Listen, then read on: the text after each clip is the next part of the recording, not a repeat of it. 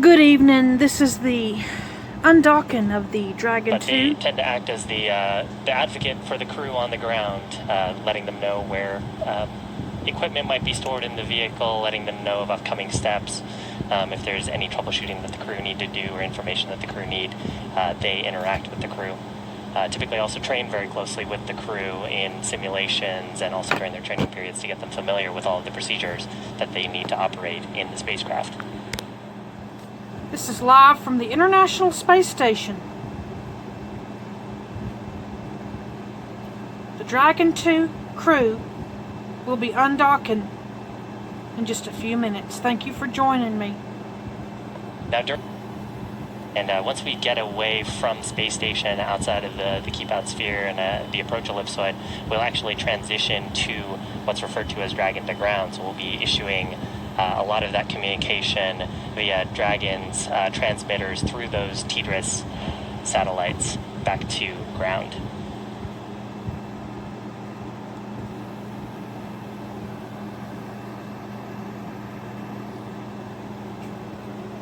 Looks like they're resting there, getting ready to undock from the International Space Station. If you're just now joining me, give this video a thumbs up. Please subscribe to my channel. I'm also going to be covering the splashdown. Earlier, 63 days aboard the International Space Station for these two spacefarers. It was not their first flight. They both had two previous shuttle missions. And they both have families that are very excited to see them once they get home. I know some folks here around at SpaceX refer to them as the space dads. Both have young boys, and I know that they have to be excited to get back to their families soon. And the space dads actually brought a cool zero-G indicator up with them. An Apatosaurus, a kind of sparkly Apatosaurus, who was sitting in the seat next to them for the ride up. And as I understand, their sons actually voted that that was going to be the zero-G indicator between the two of them. They're also bringing something really interesting and with a lot of history to it back to the ground. There was an American flag aboard the International Space Station that flew on the first space shuttle mission and the final space shuttle mission, and it was left aboard the space station. That way it could be retrieved by the next crew who launched from America, and so they are also bringing home that piece of history as well. Yeah, so I was looking up some facts earlier. The first space shuttle mission in April 1981.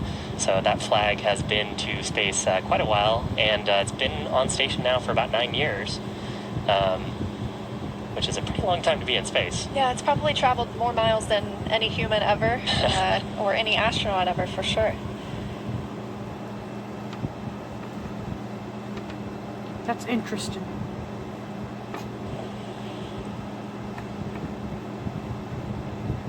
The Dragon spacecraft from the International Space Station. That structure that you see, kind of hemispherical structure on the top, is actually the nose cone, and then on the right-hand side of your screen is that pressurized mating adapter that we saw the crew in earlier. So Commander Chris Cassidy aboard the space station, closing the APAS hatch and Node 2 forward hatch on those two. And of course Bob and Doug closing the Dragon forward hatch.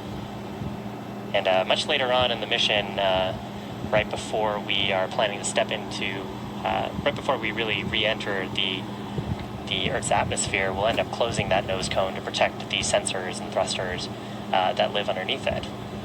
Another thing we'll also see happen is the jettison of the trunk. And so the trunk was on the end of Crew Dragon. You could see it had the solar cells wrapped around it, helping Dragon gather power from the sun, and that'll be removed. You can see it again. It's got some fins on it back there. That will not return to Earth with the Crew Dragon capsule. That will actually burn up upon re-entry into the Earth's atmosphere, and that's where on the way up we would be able to store any unpressurized cargo. So if there were something that we'd like to install on the outside of the International Space Station, that would be a good place to put it, and the astronauts could use that. It's an extra trunk. I mean, it's exactly what it is. So it's not for any of their personal luggage, but it's great for any of that unpressurized cargo. Yeah, those aerodynamic fins are actually pretty important. If there were a launch escape event, those aerodynamic fins provide stability to the vehicle as it were to separate from Falcon 9. Of course, we didn't need to see that during this mission, and hopefully we won't see that ever since the in-flight abort mission that happened. And the back on the trunk also contains the thermal coolant loops for the vehicle, so we radiate away heat to space. Of course, on planet Earth, you can sort of just push a breeze by you to get some nice cooling, but in space you have to radiate away all that heat because it's a vacuum around you, so you can't take advantage of convective heat transfer away from the spacecraft. Although, interesting tidbit, there is just enough of an atmosphere to be a drag, and actually the International Space Station needs to do periodic reboosts to stay in its orbit, right? And they did one of those very recently. That was factored into Dragon's departure procedures, as the International Space Station used its thrusters to reboost it, and in preparation for this October, when it will have a Soyuz vehicle arrive with some brand new crew members. And so this was factored into Dragon's departure sequence, knowing at which altitude the International Space Station would be flying. And it looks right now the International Space Station is flying 262 statute miles over the North Pacific Ocean. It looks like they will be crossing into North America soon, and specifically coming up over the coast of Oregon.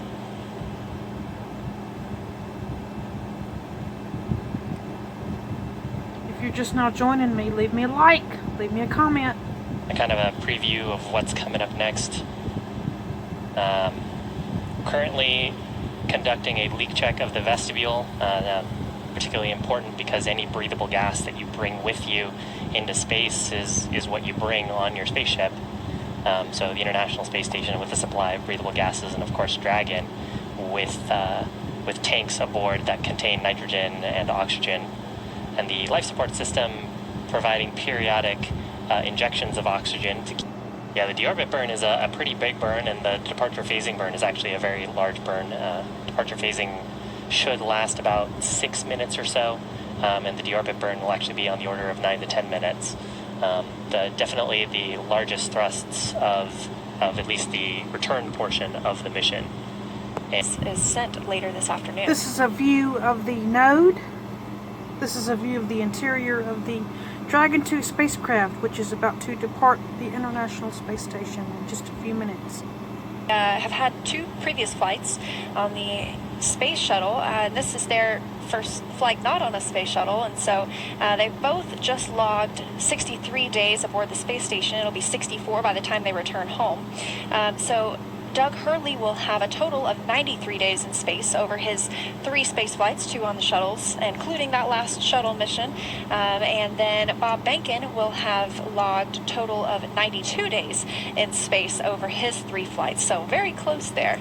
But adding up some time aboard the International Space Station.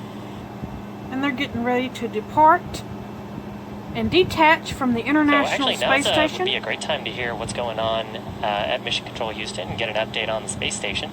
Gary, can you let us know how it's going?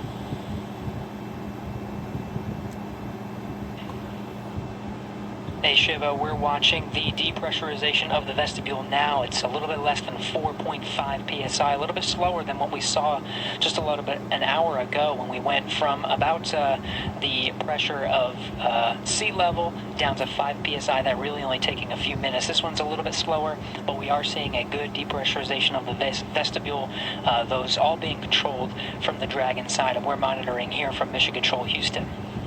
Now, some of the views you might see from the outside of the International Space Station looking at the Dragon vehicle, some of those cameras being controlled from Mission Control in Japan. Working from here in Mission Control Houston with the Japanese Mission Control Room to make sure we're going to get good views with those cameras. We're going to get a little pan as the Dragon makes its way away from the International Space Station, and that first departure burn 0, brings it a little bit faster away from the station. We'll get a nice view from the Japanese side of the International Space Station. Right now, the International Space Station configured for undocking. We do have those solar arrays feathered. That's in a locked position. Station Houston on the Big Loop. Endeavour's undock sequence start time is planned for 23:30 GMT. That is 28 minutes from now. Off the ocean, and then there's also one that we have from Comet Neowise in July. If you had the opportunity to see that from the ground, we saw our astronauts had a great shot of that from the International Space Station. Yeah, they had some really cool opportunities. We're sharing a lot of those photos on Twitter. And of course, you know, earlier this morning as they've been preparing for undocking, they had some work to do as well in packing cargo into the Dragon spacecraft. So underneath their seats, they've got room for powered and unpowered cargo. Right now, they're bringing home about 150 kilograms or about 330 pounds of cargo. Most of that is science and sampling hardware. About 94 kilograms, or about 200 pounds of it, is science that's happening aboard the space station. And Dragon does have the ability to return a lot of that cargo, so it can come back to labs here on Earth who can continue to do human science studies. How beautiful that is. Comet the comet streaking Neowise. across the sky, just above Look. the Earth below. That's I can't actually- imagine. Yeah, especially to see the glow of the Earth's atmosphere, kind of creating that blue sheen as the light refracts off of it. Really cool. This is probably taken from the cupola window, and That's the view right now of the Dragon 2 Endeavour capsule. And they are getting ready to depart for the Another view on your International screen Space of the Dragon Station. spacecraft. And now looking at a camera that's positioned just behind Bob and Doug. So Doug in the left-hand seat, Bob in the right-hand seat, monitoring the vehicle. Looks like they've got the forward view, so on each of their individual panels, you can sort of tell that because it looks like they've got an attitude ring in front of them. And then they've got a view in the middle that has their procedures and cue cards up for what they can expect next. the vehicle. And that's actually a very similar look to the new Cargo Dragon. For all of the Dragon missions until now, we saw solar wings with solar arrays, and now the Cargo Dragon missions will have the solar arrays wrapped around the vehicle, just like we see here with Crew Dragon. Yeah, and actually it's something that adds to the overall reliability of the vehicle. Anytime you have a mechanism in space that's potential for something to go wrong, you need a motor to drive it, you need checkouts potentially on the actuators, there's probably software that drives it. So having conformally wrapped solar panels around the trunk of the vehicle reduces that little bit of complexity, and actually ends up being a little bit lighter too, so we can add a little more cargo and add a little bit more to other parts of the system. And on the other side of the trunk is the thermal radiator. So we've got a fluid running through that, almost like an air conditioner. And that fluid is being pumped throughout various different points in the vehicle.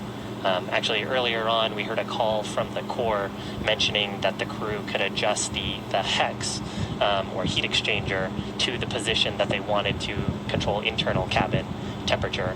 So that part of the cabin air as it goes through the revitalization system is getting passed over that heat exchanger, and that allows the crew to keep it nice and comfortable inside the cabin. Thrust away from the station in a series of pretty carefully choreographed maneuvers or 4 departure burns to increase that distance between the two spacecraft, and then from there it'll perform a phasing burn that will put it on the right trajectory to get back to Earth and the landing site. Next on its trip home is deorbit, entry, and landing, and that covers all operations after the final departure maneuver. That includes trunk separation, closure of the nose cone, deorbit burn, and deployment of the drogue and main parachutes, and finally, splashdown off the Florida coast, at which point our teams will recover Bob Behnken and Doug Hurley inside Crew Dragon from the water. Reconfigurations for undock are complete and nominal. The ground is go for undocking at the undocking sequence start time of 23:30 GMT. Please confirm your visors are down and that you are ready for undock and departure.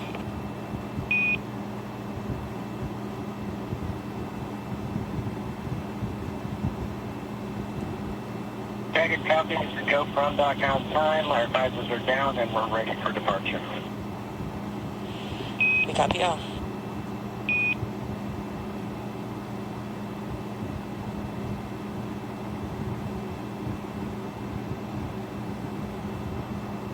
And we just heard the confirmation. Dragon is a go to undock. So now we are waiting for the undocking sequence to actually begin, and they are targeting that for 4:30 p.m. Pacific time. So it looks like 8 minutes from now. And once that begins, it'll take less than 5 minutes for Dragon to separate from the International Space Station, which has called home for 2 months now. Now, the first step in the undocking sequence, which is again automatic, is for the umbilicals that are providing power, telemetry, and commanding capability between Space Station and Dragon, for those to retract. Once those retract, we'll actually have Dragon perform an unlatch from the space station, releasing 12 hard capture hooks that are around the vestibule. Those hard capture hooks are what are providing that airtight seal around the vestibule, and they'll actually come in 2 separate phases. So we'll hear a call for 6 of those, and then we'll hear a call for all of those being detached. And we are waiting for the departure orders from the Looking for the International Space undocking command Station. to be sent just about 30 seconds. Dragon SpaceX, undock sequence commanded. Upper copies. The undocking sequence has been commanded. So that undocking sequence right on time. And And that we was lost the video 4:30 feed. p.m. Pacific time, 11:30 p.m. GMT. The umbilical now retracting. The International Space Station flying 263 statute miles over Namibia, Africa.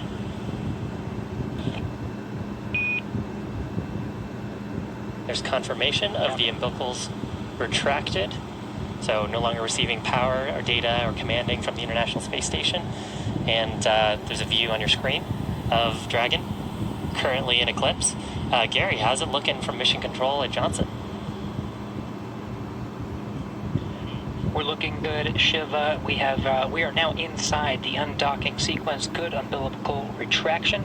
Standing by for the driving of those hooks. There's 12 hooks that will be released in 2 gangs of 6. Standing by for the driving of the hooks.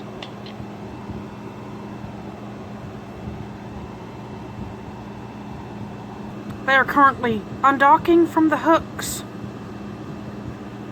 All hooks open and nominal. Okay, hook separation. And there it Hooks goes. open. Dragon departing. Dragon is departing Dragon the International SpaceX, Space separation Station. confirmed. Separation confirmed. Dragon is currently departing. Great burns. Physical separation 4:35 p.m. Pacific. Thrusters looking good. Counting down to a nominal departure burn 0 coming up shortly.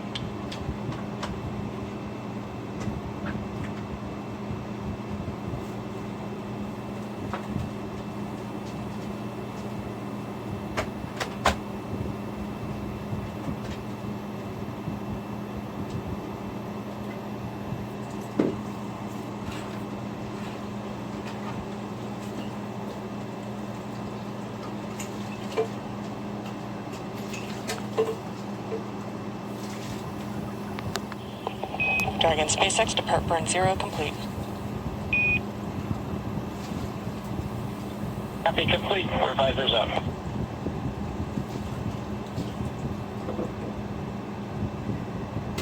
It has departed the International Space And Station. you heard depart burn 0 complete. That 12-second firing, moving Dragon slightly faster away from the International Space Station using those surface section Dracos. And with that, Bob and Doug have concluded their stay aboard the International Space Station. They're on their way back to planet Earth.